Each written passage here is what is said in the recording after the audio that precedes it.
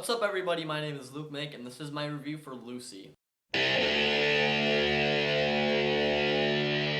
So Lucy stars Scarlett Johansson and Morgan Freeman, and it's directed by the guy who directed Leon the Professional, La Femme Nikita, The Fifth Element, and more recently, The Family. Now, Lucy is a movie that a lot of people have been saying looks a lot like Limitless with Bradley Cooper, and I haven't seen that movie, so I can't really form my own opinion on that statement, but I'm assuming that it's probably kind of true judging by the trailers. But Lucy basically is about a young woman played by Scarlett Johansson who is forced to give these guys a briefcase. He gets handcuffed to her in the beginning of the movie, and it's full of this drug, this blue drug that kind of looks like the blue crystal in Breaking Bad. And these guys decide to cut her open, stuff the drugs in her stomach, and she's gonna kind of transport it to wherever they need her to go. And what do you know? The bag breaks open in her stomach about 30 minutes into the movie, and it gives her kind of superpowers. She can use more of her brain capacity, and she's a lot smarter. She can use the Force. Lots of weird things start to happen. She becomes a superhero essentially, but she has no face.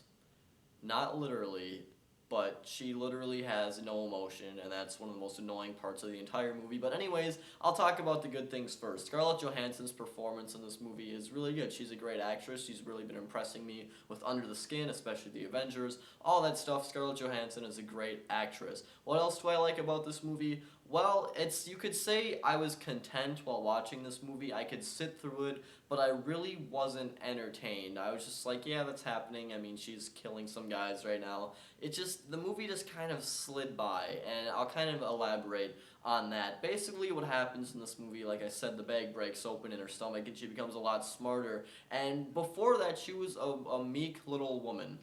She was afraid of everything. She didn't like what was happening to her, but once that bag snapped open, she became very smart, like I said, but there was just no emotion to her character at all. She didn't care about anything, and she just was completely invincible, and I really didn't like her character 30 minutes into the movie because there was just nothing left of her. She was just a robot, essentially, and that was one of the most annoying parts in the movie. Another thing that I really don't like about this movie is Morgan Freeman. You know, Morgan Freeman is the same damn person in every single movie he's in. Like, honestly, he never does a challenging role. He's the same guy in every freaking movie. He did the same thing in Transcendence. He's done the same thing the last, like, 10 years. He's always the same person. Morgan Freeman, please mix it up a little bit because I'm sick of just seeing you being this smart and thoughtful guy who just is there in the movie. Because Morgan Freeman doesn't play characters, he plays Morgan Freeman, and I'm getting really sick of that cliche.